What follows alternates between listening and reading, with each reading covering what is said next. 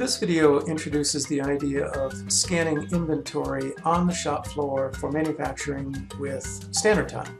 Specifically, you see the gentleman scanning steel plates in a fabrication shop. It is unclear whether he is adding to inventory as he lays them onto the rack or deducting from inventory. In either case, these scans are almost identical.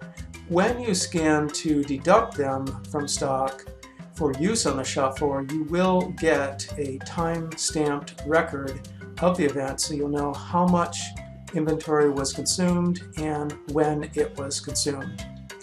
We're trying to add a little soundproofing to the recordings, but you still hear an echo, so hey, it is what it is.